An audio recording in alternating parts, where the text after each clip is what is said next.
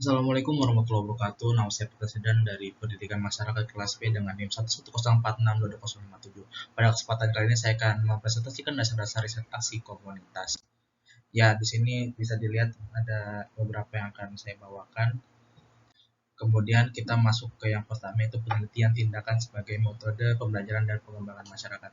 Riset aksi bertindak sebagai pendekatan metodologis yang ampuh dalam konteks pembelajaran dan pengembangan masyarakat, menawarkan kerangka kerja dinamis untuk penyelidikan kolaboratif dan pembelajaran masalah. Lalu kita masuk ke landasan teoritis riset aksi. Riset aksi berakar pada karya Kurt Lewin yang memperkenalkan konsep tersebut pada tahun 1940-an sebagai metode untuk perubahan sosial dan perbaikan organisasi. Berlandaskan pada pragmatisme dan demokrasi partisipatif, riset aksi mendekatkan pada proses siklus perencanaan, tindakan, observasi, dan refleksi untuk menghasilkan pengetahuan dan melakukan perubahan.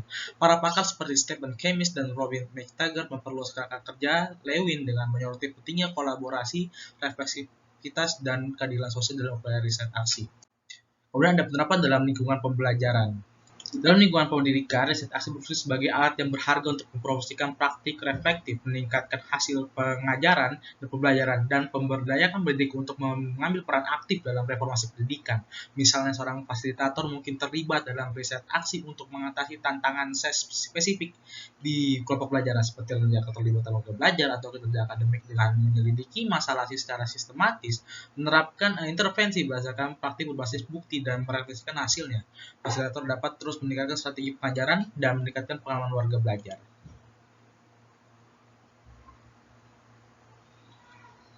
Kemudian riset aksi mendorong kerjasama dan pemilikan ulang di antara para pendidik, memperbolehkan eksplorasi gagasan baru dalam mengajar, penilaian program kurikulum, serta upaya untuk menggalang perubahan yang mengedepankan kesetaraan dalam pendidikan. Dalam konteks pembelajaran, riset aksi dapat meningkatkan kualitas pengajaran, memicu inovasi, dan memajukan semangat perbaikan yang berkelanjutan.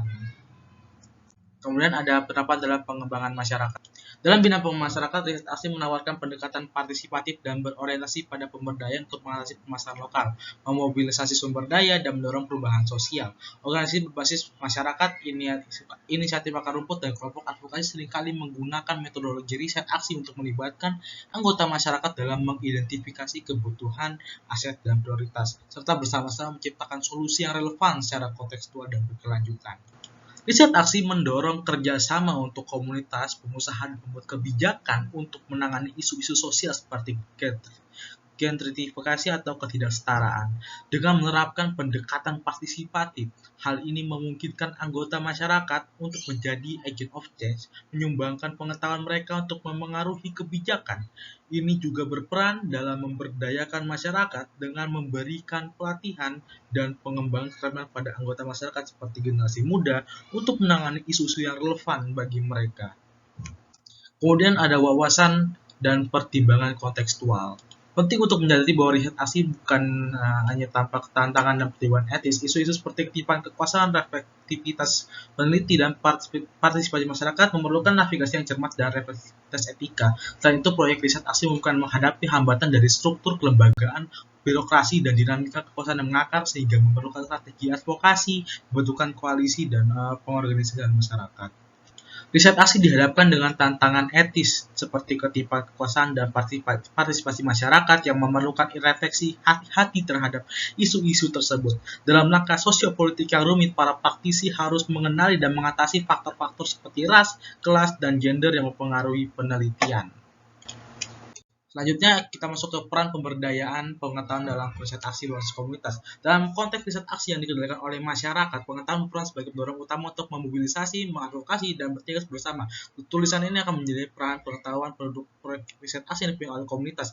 Dengan merujuk pada program pengetahuan adalah kekuatan di Skotlandia. Dengan melakukan analisis yang sistematis, upaya ini bertujuan untuk menyelidiki bagaimana peran penyebaran dan pemanfaatan pengetahuan dapat memperkuat masyarakat dan mempromosikan keadilan sosial. Lalu ada akuisisi pengetahuan, berbagi pengetahuan, manfaat pengetahuan dalam peran pemberdayaan pengetahuan dalam riset aksi berbasis komunitas ini. Yang pertama kita ke akuisisi pengetahuan. Penting untuk menyadari bahwa riset aksi bukan hanya tanpa tantangan dan pertimbangan etis, yaitu tadi yaitu kita harus hati-hati ya dalam melakukan penelitian.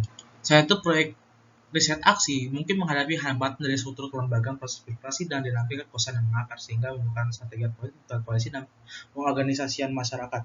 Dalam program peserta terlibat dalam berbagai kegiatan seperti survei, wawancara, kelompok fokus, dan telah ahli literatur yang mengumpulkan data tentang topik seperti kesehatan, pendidikan, dan degradasi lingkungan. Kemudian selanjutnya ada berbagai pengetahuan. Setelah diperoleh, pengetahuan harus dibagikan secara efektif untuk memastikan dampak dan jangkauan dalam masyarakat. Dalam program Knowledge is Power, penyebaran pengetahuan dilakukan melalui berbagai cara seperti forum komunitas, lokal karya, penerbitan, dan platform digital. Melalui jalur ini tercipta dialog kerjasama dan pembelajaran bersama antara berbagai pihak yang berkepentingan, termasuk anggota masyarakat, membuat kebijakan, peneliti, dan praktisi.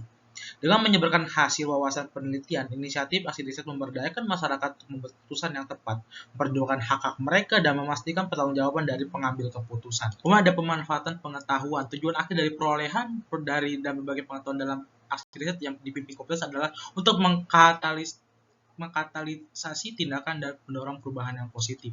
Penggunaan pengetahuan meliputi berbagai kegiatan seperti advokasi kebijakan, pengorganisasian masyarakat, peningkatan kapasitas, dan inisiatif basis masyarakat. Kemudian ada prinsip-prinsip dasar riset aksi seperti partisipasi, refleksi, dan perubahan. Pertama kita ke partisipasi. Ini inti dari etos aksi riset adalah prinsip partisipasi yang menekankan keterlibatan aktif seluruh pemangku kepentingan termasuk anggota masyarakat, peneliti, pendidik, dan pembuat kebijakan dalam proses penelitian. Ini merupakan kunci untuk memastikan inklusivitas dan pemberdayaan, melibatkan masyarakat secara aktif untuk memungkinkan mereka menjadi pencipta pengetahuan dan agen perubahan. Ini juga mendukung praktik demokrasi serta keadilan sosial dengan memperkuat satu kelompok terpinggirkan. Kemudian dari refleksi adalah prinsip dasar aksi riset lainnya yang menekankan pentingnya pemeriksaan diri yang kritis, dialog, dan pembelajaran dalam proses penelitian. Kemudian ada aksi perubahan, ini merupakan tujuan akhir dari riset. Aksi riset adalah untuk mengkatalisasi perubahan transformatif pada tingkat individu, organisasi, dan masyarakat. Kemudian kita masukkan nilai-nilai etika dan integritas dalam riset aksi seperti keadilan, kesetaraan, dan pemberdayaan. Pertama kita keadilan. Keadilan dan nilai etika dasar dalam riset aksi yang menekankan keadilan, kesetaraan, dan penghormatan terhadap hak asasi manusia. Dalam pendidikan masyarakat, keadilan berarti memastikan kesempatan yang sama bagi semua individu untuk berpartisipasi dalam pengambilan keputusan dan mendapatkan manfaat dari penelitian. Kemudian ada kesetaraan dan nilai etika lain dari riset aksi yang menekankan pentingnya memperlakukan semua individu dengan bermartabat, hormat, dan adil. Kesetaraan merupakan prinsip mendasar dalam riset aksi yang menekankan perlunya memperlakukan semua individu secara adil dan hormat. Dalam pendidikan masyarakat, kesetaraan melibatkan semua individu secara adil dan hormat. Kesetaraan melibatkan pengakuan terhadap beragam dan penolakan terhadap diskriminasi. Kemudian ada pemberdayaan adalah nilai etika utama dalam riset aksi yang menekankan pentingnya memupuk penentuan nasib sendiri, lembaga, dan suara di antara individu dan komunitas. Kemudian ada komponen utama. Yang pertama ada identifikasi kebutuhan belajar dan pengembangan L&D. Komponen pertama penelitian aksi melibatkan komunitas kebutuhan L&D dan dalam komunitas adalah konteks tertentu. Langkah ini memerlukan keterlibatan praktisi dalam proses investigasi untuk mengenali tantangan yang ada, kesenjangan dalam pengetahuan atau keterampilan, serta area yang memerlukan perbaikan.